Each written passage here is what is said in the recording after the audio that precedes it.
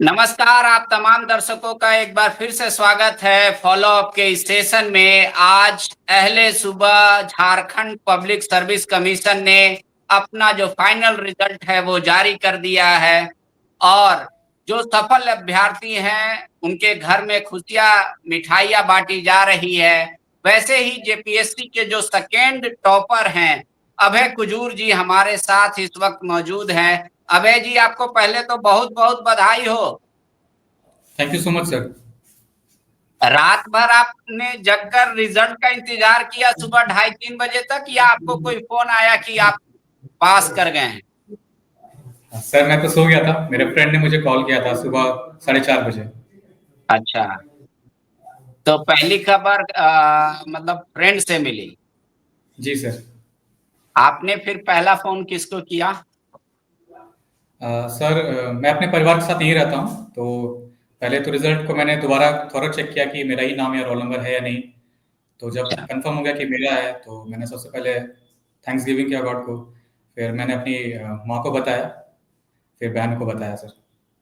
घर में सबसे ज़्यादा कौन खुश है, माँ या पिताजी या बहन कि भाई सफल हो गया? सर मेरे फादर तो नहीं है। सभी खुश हैं सर, सभी काफ़ी खुश हैं सर। तो आपको क्यों लगा जब दोस्त ने फ़ोन किया फिर भी आप कह रहे हैं कि मैंने खुद क्रॉस चेक किया, तो आपको क्या दोस्त पे मतलब हँसी-मज़ाक भी लग सकता था कि सुबह-सुबह कर सकता है दोस्त, ऐसा है रिलेशन? सर जब मैंने कॉल देखा तो एक चीज़ का तो पता चल गया था कि रिजल्ट आ गया है, तभी इतना सुबह में उसने कॉल किया है। और जब उसने बताया सर एक खुद का सैटिस्फैक्शन के लिए, अब जैसा मेंस के रिजल्ट भी आया था तो भी मैंने सर बार-बार चेक किया था क्योंकि गलती नहीं होनी चाहिए सर। तो मैंने देखा कि मेरा ही है, तो ऐसे ही सर। तो वो जो दोस्त आपको फ़ोन किए, क्या वो भी जेपीएससी का एग्ज़ाम दिए थे या मतलब आपके ऐसे दोस्त हैं स्कूल और कॉलेज के? सर हमने साथ में कॉलेज में पढ़ाई की थी। उनका भी अच्छा, सिलेक्शन हो चुकी है। हाँ। अच्छा जेपीएससी ऑलरेडी वो पहले क्वालिफ़ाइड हैं। नो सर, हम लोगों ने साथ में निकाला सर। अच्छा, वो भी सफल हुए। जी सर। चलिए आप दोनों को बधाई। क्या नाम हुआ उनका? सर उनका नाम है आलोक पन्ना। उनका रैंक 301 है शायद। 30 आलोक थोड़ा पन्ना। अपने बारे में बताइए और खुल के बताइए। ऐसा लग रहा है कि आज आप सचमुच या तो हम लोग मॉक इंटरव्यू कर रहे हैं या जेपीएससी के पैनल में आप बैठे हुए हैं। थोड़ा बताइए क्या खाना पसंद है आपको? कितने घंटे पढ़ते थे? कितना सोया? फ़िल्म देखा या नहीं देखा? वो जो चौक चौराहे रोड के किनारे चाय का दुकान होता है, वहाँ पे समय व्यतीत किया या नहीं किया? अपने बारे में कुछ बताइए। अ, सर अगर मैं अपने तैयारी का अगर टाइम को याद करूं तो 2019 फरवरी में मैंने अपना पीजी कंप्लीट किया था रांची यूनिवर्सिटी से ही।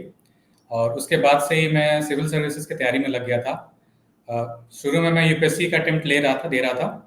और 2021 में जब जेपीएससी 7 जेपीएससी आया था तो वो मेरा पहला अटेम्प्ट था। क्योंकि मेरी तैयारी उस अच्छा, समय जेपीएससी स्पेसिफिक नहीं थी, और झारखंड के जो स्पेशल जो झारखंड पेपर होता है वो मेरा अच्छा से रेडी नहीं था, तो पहला मेरा अटेम्प्ट मैं पीटी क्लियर नहीं कर पाया। और सेकंड अटेम्प्ट में सर सारा ध्यान मेरा सारा सारा एनर्जी मेरा जेपीएससी पे ही था। एंड बाय गॉड्स ग्रेस हो गया। और जहाँ तक घंटों की बात रही सर, तो अ, मैं बहुत कंटिन्यूअस तो नहीं बैठ पाता हूँ सर, लेकिन जितने देर बैठता हूँ तो कोशिश करता हूँ जो बीच का जो गैप है वो मिनिमाइज कर सकूँ। और जैसे मेरी मदर कहती हैं कि अगर कहीं भी बाहर जाना है तो जितना समय तुम्हारा बाहर जा रहा है तो उसको तुमको घर आके भरपाई करना है, तुम चाहे रात जग के करो चाहे सुबह जल्दी उठ के करो। तो वो चीज़ थी मेरे तैयारी के दौरान में, क्योंकि मैं फुल टाइम घर पे भी हमेशा मैं बंद नहीं रहता था। क्योंकि मैं रांची, मेरा होम टाउन कुटी है, लेकिन मेरी सारी पढ़ाई और परवरिश रांची में ही हुई है। तो मेरे जितने भी फ्रेंड्स हैं सारे यहीं के हैं। तो मैं मिलता जुलता था ज़रूर से, क्योंकि एक तैयारी के दौरान एक मोनोटोनस वो आ जाता है सर, तो ज़रूरी है कि सोशलाइज होना चाहिए। तो फ्रेंड्स लोग भी सर काफ़ी थे हमारे, और सबको पता था कि ये किस चीज़ की तैयारी कर रहा है, तो सभी काफ़ी सपोर्टिव थे। बोलते थे कि जल्दी करो, तुमसे आशा है। और अच्छा लगता है सर कि लोग ऐसा मतलब पोटेंशियल देखते थे, और इंकरेजमेंट मिलता था कि लोगों ने ऐसा पोटेंशियल देखा है तो मुझे भी इस पे खरा उतरना है। तो मैं तैयारी करता चला गया सर। हुजूर जी, आप अपने फैमिली बैकग्राउंड के बारे में बताइए कि वो परिवार, आप जिस परिवार से आते हैं वो कैसा है? सर मैं फादर के बारे में बताना चाहूँगा। मेरे father late Avinash Kumar Kujur army में सर्व करते थे एंड रिटायरमेंट के बाद उन्होंने क्योंकि हम एक इकोनॉमिकली वीकर सेक्शन से बिलोंग करते हैं, हमारी फाइनेंशियल बैकग्राउंड अच्छी नहीं थी, तो हमारे एजुकेशन के लिए वो 2009 में उड़ीसा में उन्होंने एंटी नक्सलाइट फोर्स ज्वाइन किया था। लेकिन अनफॉर्चुनेटली 2009 में मार्टर शहीद हो गए वो।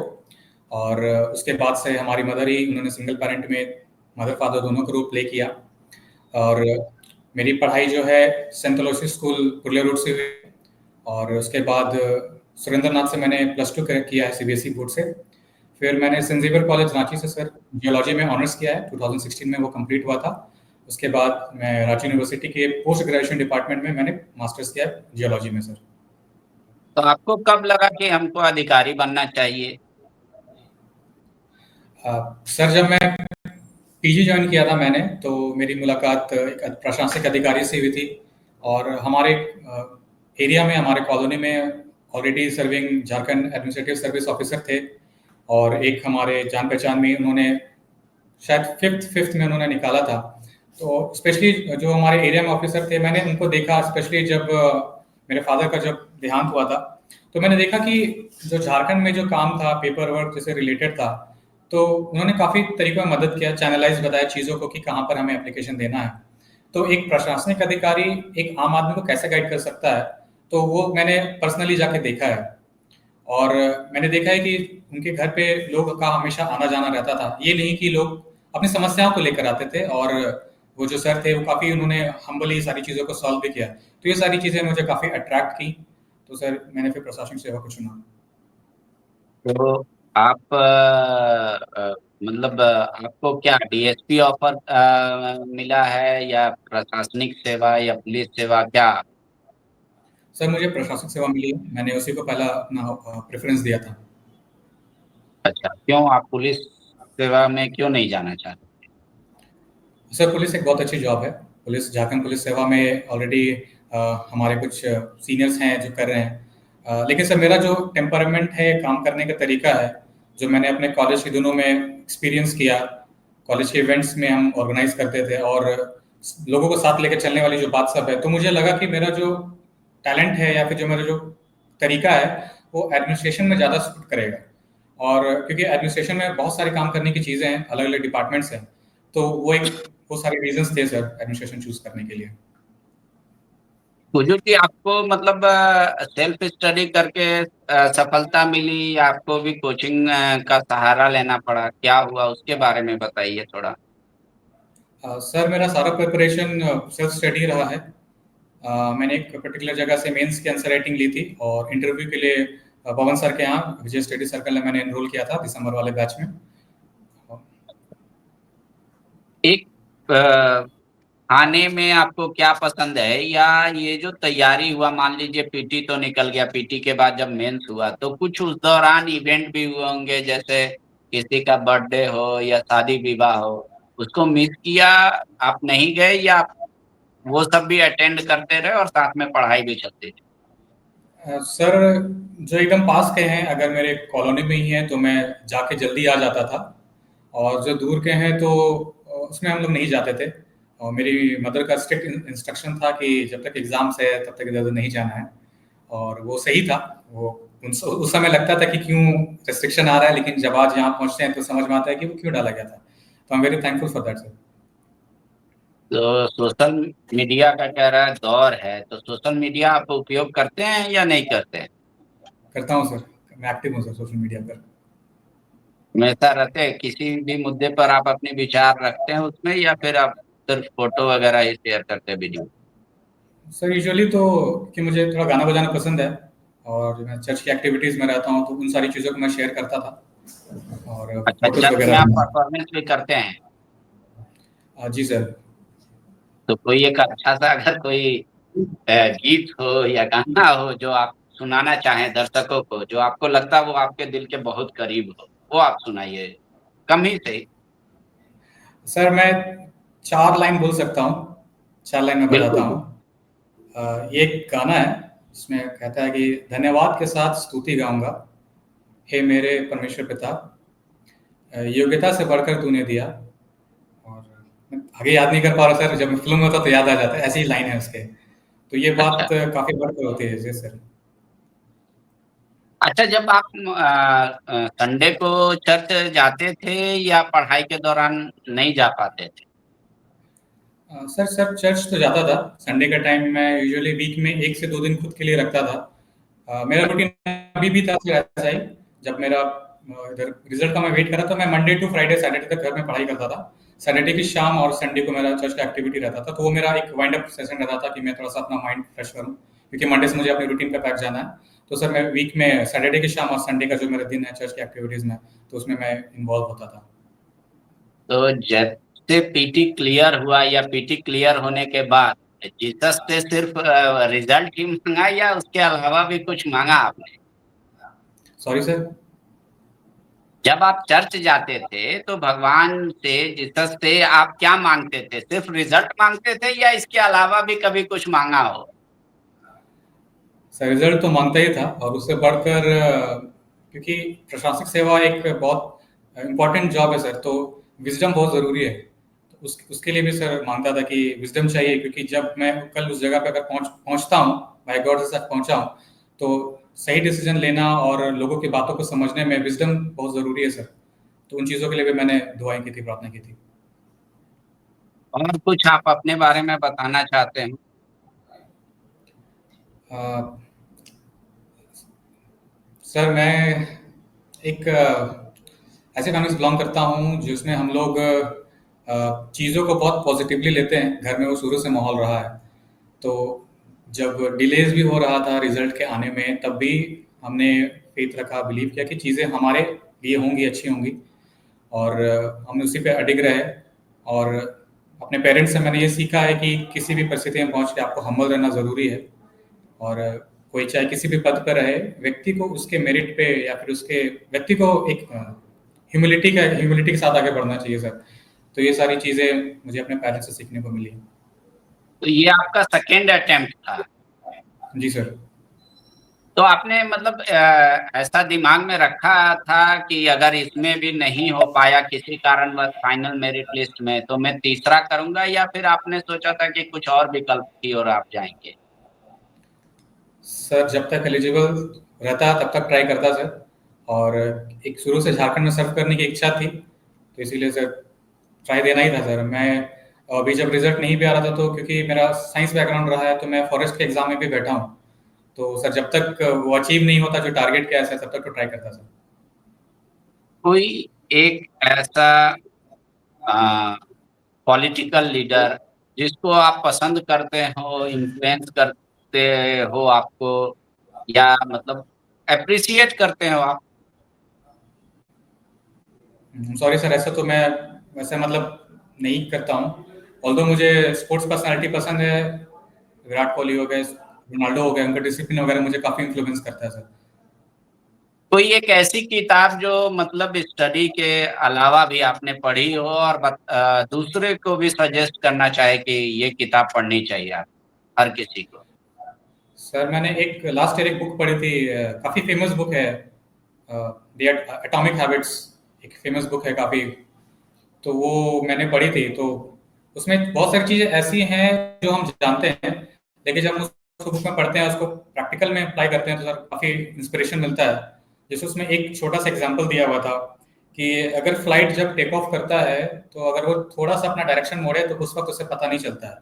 लेकिन अगर वो अपना डिविएशन मेंटेन करके रखेगा, तो वो अपना डेस्टिनेशन जो है दूसरे डेस्टिनेशन पे पहुंच जाएगा। तो एटॉमिक हैबिट्स जो है, छोटी छोटी आदतें हैं, वो भी वैसे ही हैं। अगर आप डेली 6 बजे उठ रहे हैं, तो वो आपके कब आपके आदत में बन जाएगी और वो हैबिट्स बन जाएगा। तो ये सारी चीज़ें मैंने पढ़ी थी जो बहुत अच्छी लगी मुझे। और जैसे हम लोग फुल टाइम प्रिपरेशन भी कर रहे थे, तो काफ़ी हेल्प हुआ सर इन सारी बातों से।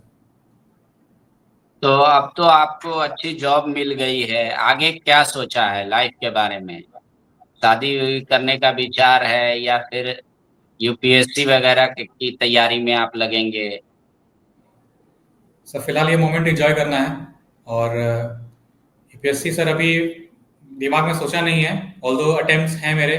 तो अभी फिलहाल मैं सर इधर ज्वाइन करके काम करना चाहूँगा। और शादी वगैरह सर वो बात की बात है, अभी पहले चीज़ें तैयार करनी है, घर के लिए चीज़ें तैयार करना है सर पहले। आप लोग कितने भाई बहन हैं? सर हम लोग 3 भाई बहन हैं। अच्छा, सबसे बड़े कौन है? सर सबसे बड़ी मेरी सिस्टर है, मैरिड है, वो बैंगलोर में रहती है। हाँ, और अच्छा, उनके बाद एक सिस्टर है। ऑल्दो दोनों ट्विंस हैं, 5 मिनट्स का डिफरेंस है, और मैं छोटा हूँ। लैंग्वेज पेपर कौन सा था आपका? सर मैंने खोटा ऑप्ट किया था। कोटा क्यों, हाई स्कोरिंग है इसलिए? सर सीजीएल में मेरा नागपुरी लैंग्वेज पेपर था, लेकिन जब जेपीएससी का डेट्स आ गया तो फिर तैयारी, जो मेरे सर्कल था तैयारी करने वाला, तो सारे कोटा वाले थे उसमें। और अच्छा, पिछले रिजल्ट में मुझे ऐसा लगा कि कोटा ऑफ करने से चांसेस बढ़ सकते हैं। और गाइडेंस सर इसमें एम्पल मुझे मिला, यूट्यूब वगैरह में भी पुराने लेक्चर्स वगैरह सब थे, और मटेरियल की अवेलेबिलिटी अच्छी है। तो मैंने कोटा को इसलिए ले लिया सर, और क्योंकि इसमें क्रॉस चेकिंग हो रही थी, मेरे साथ जो तैयारी करने वाले थे मैं उनसे कुछ कुछ चीज़ों को पूछता था। जैसे कुछ आपके वर्ड्स हैं जो मैं नहीं समझ पा रहा, तो मैं उनकी लिस्ट बना के उन्हें भेजता था कि इनका क्या मतलब है, मुझे आप बताइए। तो वैसा करके सर मैंने तैयारी की कोटा की। पर ऐसा नहीं लगा कि मान लीजिए आप दोस्तों के साथ या स्कोरिंग पेपर देख के आपने लिया? नागपुरी घर में आमतौर पे हम लोग बोलते चलते हैं तो वो ज्यादा इजी है समझने, और उसके लिए अलग से टाइम नहीं निकालना पड़ेगा। कोटा के लिए तो आपको बकायदा पूरा मेहनत करना पड़ा हो। सर जैसे कि तैयारी के दौरान मैंने देखा था कि खोरठा जो है एक बड़े एरिया में पाई जाती है। नागपुरी तो मेरा एरिया है ही। तो मैंने ये भी सोचा कि कल जब मैं फील्ड पे जाऊंगा तो मुझे दोनों भाषाओं का ज्ञान रहेगा। तो ये कहीं ना कहीं मेरे कार्य करने में मुझे मदद करेगा। तो सर ये भी एक मोटिवेशन था कि कोटा लेना चाहिए। और जो आपके ऐसे कोई मित्र हैं जो असफल रहे इस बार, उनका जेपीएससी क्लियर नहीं हो पाया, लेकिन वो आपके दिल के बहुत करीब हो मित्र? हाँ सर, अनफॉर्चुनेटली मेरे साथ जो तैयारी कर रहे थे उनका मेंस क्लियर नहीं हुआ था। और और तो ऐसे पर्सनल और किसी को नहीं जान रहा हूँ मैं सर। मैं इंटरव्यू के दौरान मुलाकात हुई थी किन्हीं किन्हीं से, तो उनका फाइनल मेरिट लिस्ट में नहीं हो पाया सर सिलेक्शन। अगर खाने में बात करें तो क्या पसंद है आपको? सर मुझे चिकन काफ़ी पसंद है सर। खुद से बनाते भी है कभी आप? हाँ सर, मैंने ट्राई किया है कि मैं कोविड के दौरान मैं अपने इस आदत को, इंटरेस्ट को कोशिश कर रहा था कि मैं एटलीस्ट बना सकूं चीज़ों को। हालांकि मैं सर बेसिक चीज़ें बना लेता हूँ, अगर मैं अकेला भी रहूँ तो ऐसी कोई समस्या नहीं है। आप जब सेकेंड अटेम्प्ट में सफलता आपको मिल गई है, कुछ बात जो आप जो कमिंग कैंडिडेट हैं उनको बदलना चाहें, और जो असफल रहे किसी कारणवश, उनके बारे में? अ, सर अगर जो जेपीएससी फुल टाइम जेपीएससी की तैयारी कर रहे हैं, या जिन्होंने अभी मन बनाया है कि जेपीएससी अटेम्प्ट करना है, तो सर मेरी उनको यही सलाह है कि वे अपना सिलेबस के साथ काम शुरू कर दें। सिलेबस, प्रीवियस ईयर क्वेश्चन, ठीक है। अगर गाइडेंस मिलता है तो जरूर गाइडेंस लें, क्योंकि मार्केट में चीज़ें काफ़ी ज़्यादा हैं, हमें उसमें फिल्टर आउट करना है कि कौन सी चीज़ें हमारे एग्जाम के काम की हैं। और दूसरी चीज़ ये बोलना चाहूँगा कि सर, क्योंकि आप जान रहे हैं कि ये हमने मेंस जून में लिखा था 2024 में, तो अभी 1 साल के बाद हमारा रिजल्ट आया, तो टाइम लगता है चीज़ों में। तो पेशेंस और परसिवियरेंस चाहिए सर इन चीज़ों के लिए। और ये नेगेटिविटी ज़रूर आती है, मेरे साथ भी आई थी कि कब आएगा रिजल्ट, हम लोग काफ़ी वेट करते थे। लेकिन अपने काम पे और गॉड पे फेथ लेके आगे बढ़ना है। और सर सबसे इम्पोर्टेंट ये है कि पढ़ाई रुकनी नहीं चाहिए सर। आप पढ़ाई करते रहिए, क्योंकि पिछले बार मेंस ऑलमोस्ट 2 महीना के अंदर हो गया था। तो चीज़ें तैयार रहेंगी तो आप रेडी रहेंगे उसके लिए। तो सर यही मेरा सजेशन है कि आप लगे रहिए पढ़ाई में, डेट्स जब भी आए आप रेडी होने चाहिए। आज आज तो आपको बधाई देने वाले लोगों का तांता लगा होगा, पूरा मिठाई बट रहा होगा, खिलाने वाले भी पहुंचे होंगे। वो जी सर। जब पहला जेपीएससी आप किसी कारणवश सफल नहीं रहे, और जब आपको पता चला जिस मोमेंट की मैं सफल नहीं हुआ, तब क्या घर में माहौल था? माँ का रिएक्शन क्या था? बहन का रिएक्शन क्या था? अ, सर एग्ज़ाम क्लियर नहीं करने से निराशा तो आती है, तो वो चीज़ एक समय के लिए ज़रूर थी। और मेरी मदर काफ़ी बड़ा सपोर्ट सिस्टम है मेरा, क्योंकि उन्होंने मुझे काफ़ी सपोर्ट किया। उन्होंने देखा कि मेरा इंक्लिनेशन पब्लिक सर्विस की तरफ झुकाव है, तो उन्होंने मुझे हमेशा से मोटिवेट किया कि बाबू बेटा तुम यही करो, और काफ़ी सपोर्ट किया चीज़ों को लेकर के। उन्होंने कहा कि नहीं, कंटिन्यू रखो, तैयारी होगा। तो वो सारे बात, और फिर हमारे फ्रेंड्स का वेल विशेस है, टीचर्स का वेल विशेस है सर, और गॉड का ब्लेसिंग है सर कि यहाँ पर पहुँच पाया हूँ। एक आखिरी सवाल होगा मेरा। कई स्टेट में जो बच्चे स्टेट सर्विसेज का एग्जाम तैयारी करते हैं और कोचिंग संस्थान, उनमें से जेपीएससी की सिलेबस को लेकर हर जगह झारखंड की आलोचना होती है, खासकर जेपीएससी की, कि इनका सिलेबस इनको खुद नहीं पता होता है, खासकर मेंस में कितना पूछना है, कहाँ से पूछना है, बोले उसका कोई लिमिट नहीं है, लिमिटलेस है। तो क्या आपको भी ऐसा सुनने को मिला, या आपको भी ऐसा महसूस हुआ कि नहीं, जेपीएससी बाकी अन्य स्टेट से थोड़ा ज्यादा कठिन है क्योंकि सिलेबस बहुत वास्ट है? सर अगर मैं पर्सनली ऑनेस्टली बताऊं तो मुझे तो ऐसा नहीं लगा, क्योंकि अगर आप सिलेबस में देखिएगा और प्रीवियस क्वेश्चन पैटर्न को साथ लेके चलिएगा तो आपको एक बेसिक आइडिया हो जाएगा कि आपको किन चीज़ों की तैयारी करनी है। बहुत सारी क्वेश्चंस उसमें ऐसे हैं कि इजी टू डू है। मैं इस बार का आपको साइंस का क्वेश्चन बताता हूँ। इस बार हमें पूछा गया था रिन्यूएबल और नॉन रिन्यूएबल एनर्जी रिसोर्सेज के बारे में बताना था, कन्वेंशनल और नॉन कन्वेंशनल के बारे में बताना था। तो ये सारे कुछ क्वेश्चंस ऐसे थे कि अगर आपने बेसिक तैयारी भी की है तो आप उन चीज़ों को लिख सकते हैं। तो सर मुझे तो पर्सनली ऐसी डिफिकल्टी नहीं हुई, और क्योंकि मैं born and brought up Jharkhand ही रहा हूँ तो सब जो चीज़ें मेरे लिए काफ़ी रिलेटेबल भी थी, तो मैं मुझे ऐसे समस्या का सामना तो नहीं करना पड़ा सर। इंटरव्यू में कोई ऐसा सवाल जो आपको सुन के घबराहट हुई हो, या सुन के प्रसन्नता हुई हो, या जवाब दे के संतुष्टि मिला हो? सर मेरा बोर्ड अजिता भट्टाचार्य मैम का था, और मेरा इंटरव्यू 7 से 8 मिनट के लगभग चला था। तो मुझसे पूछा गया कि किस भाषा में आपको इंटरव्यू देनी है। मैंने बोला मैं दोनों में कंफर्टेबल हूँ मैम। तो उन्होंने पूछा आपने किस में ऑप्ट किया है, मैंने बताया इंग्लिश में। तो इंग्लिश में मुझसे पूछा गया, मैंने इंट्रोडक्शन दिया। तो भट्टाचार्य मैम का पहला क्वेश्चन था, एक फैक्चुअल क्वेश्चन था जो मैं जवाब नहीं दे पाया। मेरा पहला ही सवाल था। तो जैसे मुझे गाइडेंस मिला पवन सर से, और भी मतलब मैंने देखा था वीडियोस जिसमें मैंने पढ़ाई की, तो अगर आपको जवाब नहीं आता है तो आपको गेस नहीं करना है। तो ये बात मेरे ज़हन में थी, और पहले ही सवाल था तो मैं पहले सवाल में गेस करना नहीं चाहता था। तो मैंने मैडम को आराम से बताया कि आई एम सॉरी मैम, मैं इस वक्त इसे रिकॉल नहीं कर पा रहा हूँ। तब उन्होंने फिर दूसरा क्वेश्चन पूछा कि जो सरदार वल्लभ भाई पटेल की एक स्टैचू जो है वो किस स्टेट पे है। तो मैंने बताया मैडम ये गुजरात पे है। तो उन्होंने मुझसे एग्जैक्ट जगह के बारे में पूछा, तो मुझे एग्जैक्ट जगह के बारे में भी जानकारी नहीं थी। तो मैंने वहाँ पर भी सेम अच्छा से ही बताया कि मैम सॉरी मैं इसे नहीं जानता हूँ। तो जो सर थे उन्होंने मुझे बताया कि ये इस जगह पे है, केवड़िया में है। मैंने उसके लिए उनको थैंक यू कहा। और सर ने मुझे जियोलॉजी, मेरे जो ऑनर्स पेपर था उससे रिलेटेड क्वेश्चन पूछे थे।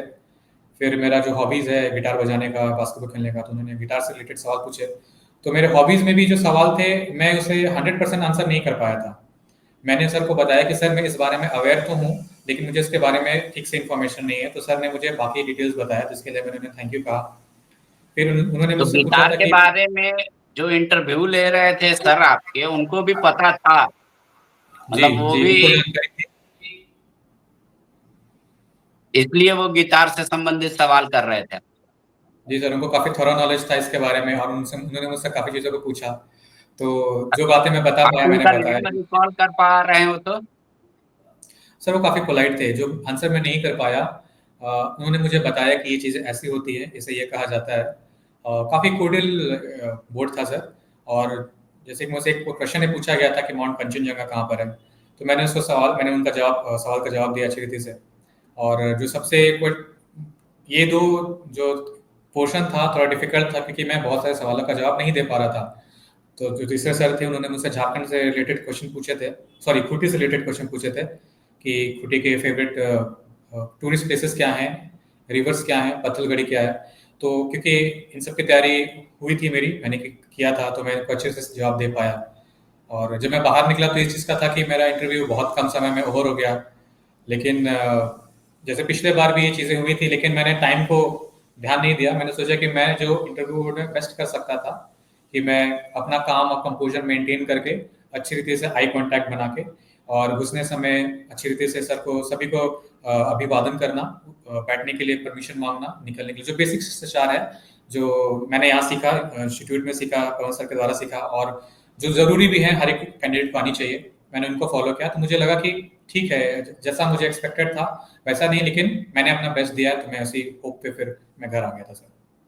तो भट्टाचार्य मैडम का पहला सवाल ही क्या था जब जो आपने टाल दिया, मतलब आपको उसकी जानकारी नहीं थी उस वक्त? सर मैम वो ने कौन मुझसे सा सवाल? उन्होंने मुझसे पूछा था इंडिया के कुछ मेजर इरिगेशन प्रोजेक्ट्स, तो मैं उसको कुछ आंसर से रिलेट करा था, लेकिन क्योंकि गेस्ट वर्क इंटरव्यू में एक अच्छा आदत नहीं माना जाता है और पहले ही सवाल पे मैं वो चीज़ नहीं करना चाहता था, तो मैंने अपने चांसेस को नहीं लिया। मैंने मैडम को बताया कि मैम सॉरी, मैं ऐसे रिकॉल नहीं कर पा रहा हूँ। हालांकि बाद में निकलने के बाद मुझे चीज़ें याद आई बट वहाँ मैं चांस लेना नहीं चाहता था। ठीक है, तो इंटरव्यू तो आपने जैसा कहा कि कई ऐसे क्रॉस सवाल हुए या सवाल हुए जिसका मैं जवाब नहीं दे रहा था या गेस नहीं करना चाह रहा था, छोड़ दिया मैंने। तो उस समय घबराहट हो रही थी, इंटरव्यू देकर निकले थे कि मेरा इतना कम ड्यूरेशन हुआ, कई सवाल का जवाब नहीं दे पाया, शायद अच्छा नहीं गया हो इंटरव्यू।